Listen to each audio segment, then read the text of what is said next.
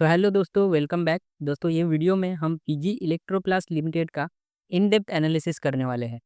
Recently share price में जो है आफ्टर क्वार्टर वन के रिजल्ट काफ़ी ज़्यादा गिरावट आ चुकी थी। तो ऐसे में सवाल आते हैं कि ये शेयर में हमें बाइंग अपॉर्चुनिटी है, बाय करना चाहिए, होल्ड करना चाहिए या फिर और ज़्यादा वेट करना चाहिए। तो आपके सारे सवालों का जवाब यहाँ पे आपको मिलने वाला है। तो ये वीडियो को आप एंड तक ज़रूर देखिए। स्टार्ट करते हैं बिजनेस से। देखो, पीजी इलेक्ट्रोप्लास्ट लिमिटेड बेसिकली करता क्या है। आपने कई बार एलजी या फिर वोल्टास या फिर वर्लपूल जैसे कंपनीज के एसी वॉशिंग मशीन्स देखे होंगे। तो ये बड़े कंपनीज क्या करती है, जो एसी एंड वॉशिंग मशीन्स जो है ये पीजी इलेक्ट्रोप्लास्ट से बना के लेते हैं, खुद का ब्रांड नेम उस पर चिपकाते हैं, नाम खुद का लिखवाते हैं एंड मार्केट में सेल करते हैं। तो पीजी इलेक्ट्रोप्लास्ट ऐसे बड़े कंपनीज के लिए वॉशिंग मशीन्स, एसीज वगैरह बना के देती है। तो ये एक leading electronic manufacturing service provider है एंड ओडीएम एंड ओईएम, यानी कि original design manufacturer, original equipment manufacturer player है इन इंडिया। कोर कैपेबिलिटीज़ यानी कि क्षमता, आप बोल सकते हो कि क्या कंपनी की खासियत है। तो प्लास्टिक मोल्डिंग का काम करती है, यानी कि प्लास्टिक के जो क्रिटिकल कंपोनेंट्स है ये भी कंपनी खुद से बनाती है। पीसीबी असेंबलीज का काम करती है। एसी कंपोनेंट्स कंपनी बनाती है। PU and powder paints shops का काम करती है। शीट मेटल टूल मैन्युफैक्चरिंग का काम कंपनी करती है। 11 जगह पे कंपनी के प्लांट्स है across greater Noida, Ahmednagar, Bhiwadi and Roorkee. Workforce में 10,000 प्लस एम्प्लॉयज़ है। Serve top 70 plus top Indian and global brands को कंपनी सर्व करती है in consumer durables and electronics में। बात कर लेते हैं क्वार्टर वन के रिजल्ट्स की। देखो, सेल्स जो है इसमें आपको जंप जरूर दिखाई देती है, बट अगर आप देखोगे नेट प्रॉफिट जो है ये गिर चुका है 20% से। लास्ट ईयर जो है रेवेन्यू जो है 1321 करोड़ का आया था, ये साल 1504 करोड़ का है। ऑपरेटिंग प्रॉफिट जो है 131 करोड़, ये साल 121 करोड़ का आया है। इसमें 8% का डाउनफॉल दिखने को मिला है। ऑपरेटिंग प्रॉफिट मार्जिन भी गिर चुका है, लास्ट ईयर 10% था, ये साल 8% का आया है। अदर इनकम हालांकि जंप यहाँ पे दिखाई दे रहा है। इंटरेस्ट कॉस्ट भी बढ़ चुका है, लास्ट ईयर 18 करोड़ का था, ये साल 30 करोड़ का हुआ है। डेप्रिसिएशन भी 15 करोड़ से 21 करोड़ का है, इसमें भी ग्रोथ है। एंड देन नेट प्रॉफिट आप देखोगे लास्ट ईयर 84 करोड़ का था, ये साल 67 करोड़ का आया है। 20% का बड़ा यहाँ पे फॉल दिखाई दे रहा है। इतना बड़ा नेट प्रॉफिट में फॉल होने की वजह से कंपनी के शेयर प्राइस में एक ज़ोरदार गिरावट देखने को मिली।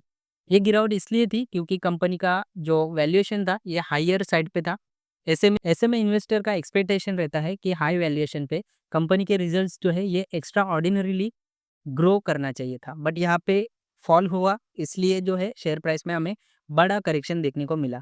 ईपीएस भी 3.21 से सीधा 2.36 पे गिर चुका है। सेगमेंट वाइज परफॉर्मेंस की बात कर लेते हैं। एयर कंडीशनर जो है ये सबसे बड़ा सेगमेंट है कंपनी का। यहाँ से रिवेन्यू, टोटल रिवेन्यू का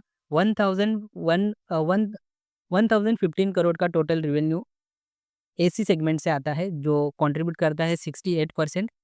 इसमें 15% का ईयर ऑन ईयर ग्रोथ दिखाई दिया है, लेकिन प्रॉब्लम ये हुई कि मानसून जो है ये साल अर्ली आ गया था, इसलिए जो है डिमांड जो है ये कम पड़ गई, डिमांड जो है जल्दी ख़त्म हो गई एंड इसके वजह से ज़्यादा ग्रोथ हमें दिखाई नहीं दिया।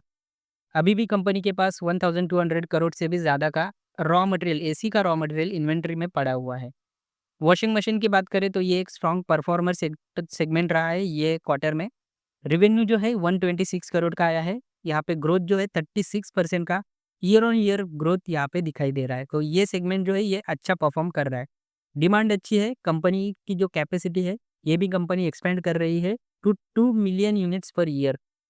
तो अच्छा खासा एक्सपेंशन भी वॉशिंग मशीन सेगमेंट में हो रहा है। एयर कूलर की बात करें तो सेम प्रॉब्लम जो एसी में हुआ था यहाँ पे भी सेम प्रॉब्लम हुआ।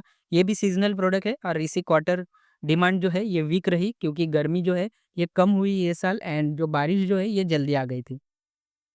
टेलीविज़न का बिज़नेस जो है ये नई नई एंट्री की है कंपनी ने, जो गुडवर्थ के साथ जेवी किया है कंपनी ने, तो बहुत स्ट्रांग स्ट्रॉन्ग मोमेंटम है यहाँ पे भी। लास्ट ईयर रेवेन्यू जो था 540 करोड़ का था, ये साल जो है कंपनी मैनेजमेंट का मानना है कि 850 टू 900 करोड़ का गाइडेंस है कम मैनेजमेंट का। जो अपकमिंग फेस्टिव सीजन रहेगा इसमें जो है अच्छा खासा बड़ा पुश कंपनी को, ये सेगमेंट को ज़रूर मिल सकता है। Other products like plastic and components की बात करेंगे। अदर प्रोडक्ट्स जो है bathroom fittings, automotive components, PCB assemblies and moulds जो है, प्लास्टिक मोल्ड्स, ये सेगमेंट स्टेडीली ग्रो कर रहा है और डाइवर्सिफिकेशन प्रोवाइड करते हैं ताकि ऐसी बिजनेस पे जो ओवर डिपेंडेंस है ये ना हो। अभी आप देखोगे तो 68% जो है एसी का सेगमेंट कंट्रीब्यूट कर रहा है। तो मैनेजमेंट का डाइवर्सिफिकेशन का यही ऑब्जेक्टिव है कि जो ओवर डिपेंडेंस है एसी सेगमेंट पे ये कम से कम हो जाए। अच्छा, तो बात करते हैं, देखो क्वार्टरली रिजल्ट जो है ये वीक आया। मैंने आपको ऐसे बताया कि मॉनसून जल्दी आ गया, एसी सीजन का शॉर्ट हो गया एंड डिमांड जो है ये गिर गई। सो इसकी वजह से क्या हुआ, इन्वेंट्री जो है ये बेच नहीं पाया, राइट। एंड साथ ही साथ ऑर्डर कैंसिलेशंस भी हुए हैं जून एंड अगस्त मंथ में। क्लाइंट्स ने अपने 50 to 70% तक के ऑर्डर्स जो है ये कैंसिल कर दिए। मार्जिन का प्रेशर ये क्वार्टर में आया, प्लांट्स लो यूटिलाइजेशन पे चले, ऑपरेटिंग लीवरेज जो है ये नेगेटिव हुआ एंड रिसीवेबल्स का जो है डिस्काउंटिंग की वजह से 20 करोड़ का एक्स्ट्रा फाइनेंस कॉस्ट यहाँ पे कंपनी को उठाना पड़ा है। देखो, रिसीवेबल्स का डिस्काउंटिंग ये एक प्रोसेस होती है थ्रू बैंक। अभी क्या होता है दोस्तों, एक समझो आपकी एग्जांपल देता हूँ मैं आपको। देखो, अगर कंपनी के 100 करोड़ के रिसीवेबल्स है, मान लो कंपनी के 100 करोड़ के रिसीवेबल्स है।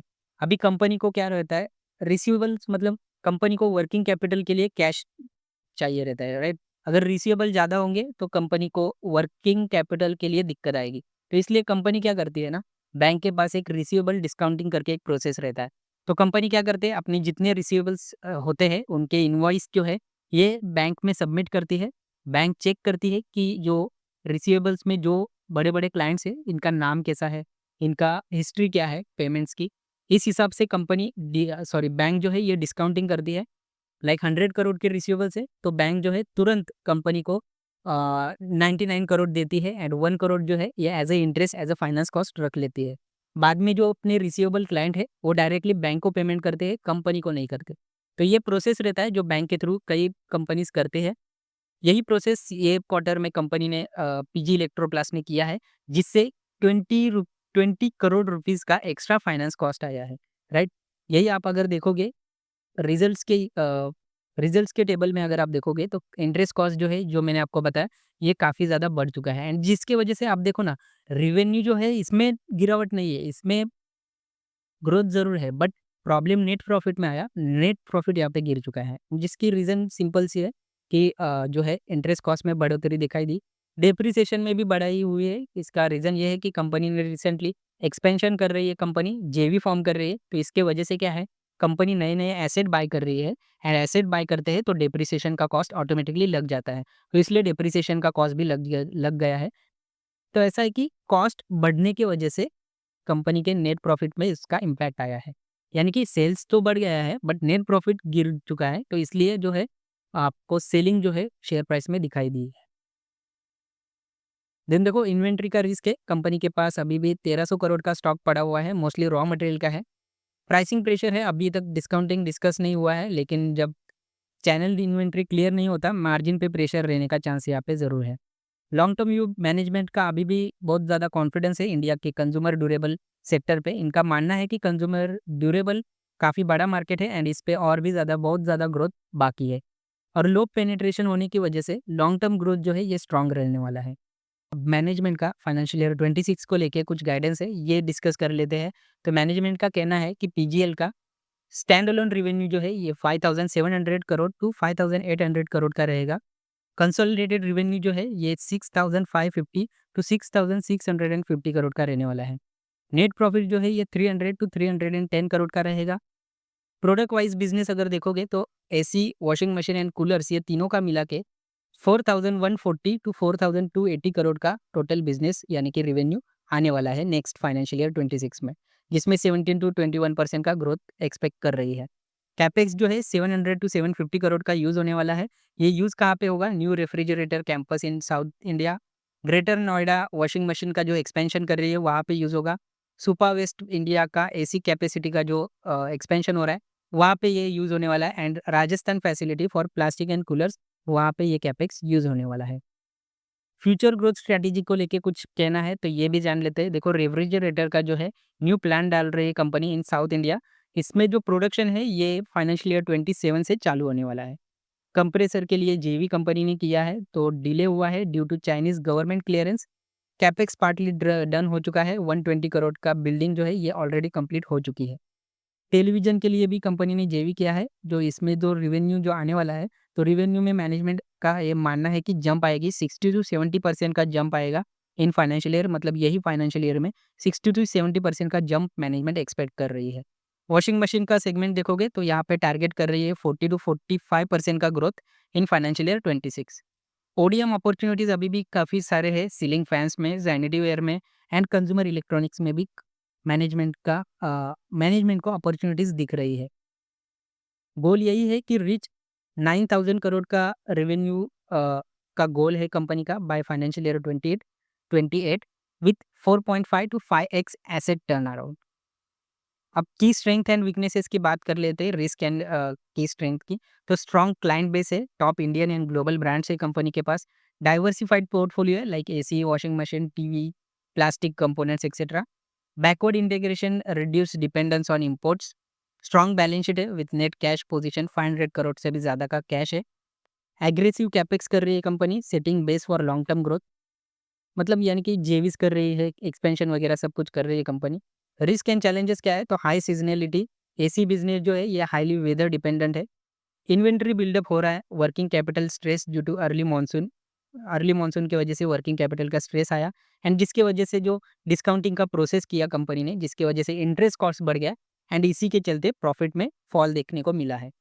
प्रोजेक्ट डिलेज, कंप्रेसर जेवी एंड रेफ्रिजरेटर प्लांट जो है ये में slip timeline, dependence on AC still 68% का रिवेन्यू यहाँ से आता है, तो इसलिए अगर ये सेगमेंट पे अगर कोई इश्यू आता है तो पूरा रिवेन्यू एंड पूरा प्रॉफिट पे इम्पैक्ट दिखाई देता है। वैल्यूएशन की बात करेंगे, अभी के लिए मार्केट कैप जो है 13,875 करोड़ का है, करंट मार्केट प्राइस 490 का है, स्टॉक का पी जो है अभी भी 51 का है। कंपेयर करोगे अगर इंडस्ट्री से 27 का इंडस्ट्री का पी है, तो ये अभी भी हायर वैल्यूएशन पे चल रहा है। बुक वैल्यू 99.9 का है, अगर बुक वैल्यू टू प्राइस अगर कंपेयर करोगे तो ये प्राइस जो है बुक वैल्यू से 5 टाइम्स ज़्यादा है। डिविडेंड ऑलमोस्ट कंपनी नहीं देती है, क्योंकि ऑब्वियस सी बात है कंपनी एक ग्रोइंग स्टेज में है, ग्रोथ पे फोकस कर रही है कंपनी, इसलिए डिविडेंड जो है काफ़ी कम देती है। आरओसी आरओई स्ट्रांग है, आरओसी 19.4, आरओई 15, ऑलमोस्ट 15% का कंपनी दे रही है। इंट्रिंसिक वैल्यू जो है ये 421 है, 422 424 है एंड जो करंट मार्केट प्राइस 490 है, तो ये भी अगर इंट्रिंसिक वैल्यू से कंपेयर करोगे तो ऑब्वियसली करंट प्राइस भी ओवर वैल्यूड दिखाई देती है। मैनेजमेंट का गाइडेंस है कि फाइनेंशियल ईयर 26 में नेट प्रॉफिट जो है ये 37 से ग्रो करेगा। अगर ये अचीव होता है तो ईपीएस जो है ये 13 पे आ सकता है। देखो ये मैंने खुद का कैलकुलेशन किया है, तो मैनेजमेंट का ये बोलना है कि नेट प्रॉफिट ग्रोथ जो है 37% का होगा। अगर 37% का होता है तो ईपीएस जो है ये फॉरवर्ड ईपीएस की बात कर रहा हूँ, फ्यूचर ईपीएस जो है 30 का आ सकता है एंड जिससे अगर करंट मार्केट प्राइस पे अगर देखोगे फॉरवर्ड पी अगर देखोगे तो 37 का पी हो जाता है। तो मतलब स्टॉक फिर भी ओवर वैल्यूड ही दिखता है। अब देखो फाइनल कंक्लूजन पे आते हैं दोस्तों, हाई रिटर्न तभी पॉसिबल है, अगर आप रिटर्न बहुत बड़ा रिटर्न एक्सपेक्ट कर रहे हो तो ये तभी पॉसिबल है जब company extra ordinary net profit में ग्रोथ दिखाई दे। देखो मैनेजमेंट का तो बोलना है कि 37% का ग्रोथ आएगा, बट अगर 60% से भी ज़्यादा का ग्रोथ आता है तभी एक आपको शेयर प्राइस में एक बड़ा जंप देखने को मिल सकता है। और अगर ये एक रीज़न हो सकता है और दूसरा ये हो सकता है कि कंपनी कोई बिग ट्रिगर आए लाइक एमओयू, जेवी, new category expansion like refrigerator, compressor, इसमें और बड़ा एक्सपेंशन अगर कंपनी करती है, ऐसा कोई न्यूज़ आता है, तो तभी भी शेयर का प्राइस में आपको जंप देखने को मिल सकता है। अदरवाइज़ स्टॉक में शॉर्ट टर्म में तो अपसाइड लिमिटेड रह सकता है, क्योंकि वैल्यूएशन अभी भी डिमांड से ज़्यादा प्रीमियम है, वैल्यूएशन अभी भी हाई है। तो मोस्ट प्रोबेबली मेरे पॉइंट ऑफ व्यू से मुझे अभी के लिए जो शेयर का प्राइस है ये कंसोलिडेशन ज़ोन में जाता हुआ दिख रहा है। लॉन्ग टर्म में अगर आप देखोगे तो गाइडेंस और कैपेक्स स्ट्रैटेजी जो है कंपनी की, refrigerator, compressor, TV, washing machine को लेके, ये सभी अगर सही तरीके से एग्जीक्यूट करता है कंपनी एंड कंपनी 9,000 का जो टारगेट है ये अचीव अगर करता है, तो बाय मतलब फाइनेंशियल ईयर 28 तक कंपनी का ये टारगेट है 9,000 करोड़ का। अगर ये होता है तो जो एक बड़ा वेल्थ क्रिएशन अपॉर्चुनिटी है ये कंपनी का पॉसिबल हो सकता है। तो लॉन्ग टर्म के लिए आप यहाँ पे बाइंग अपॉर्चुनिटी देख सकते हो, ठीक है? तो अगर आप लॉन्ग टर्म में जाना चाहते हो तो ऑब्वियसली आपके लिए ये बाइंग अपॉर्चुनिटी ज़रूर दिखाई दे रही है मुझे। दोस्तों आपको क्या लगता है ये शेयर के बारे में ज़रूर कमेंट करके बताइए। अगर ये वीडियो वैल्यूएबल लगा हो तो please like, share and subscribe ज़रूर करिए। मैं मिलता हूँ आपको अगले वीडियो में, तब तक के लिए goodbye and happy investing.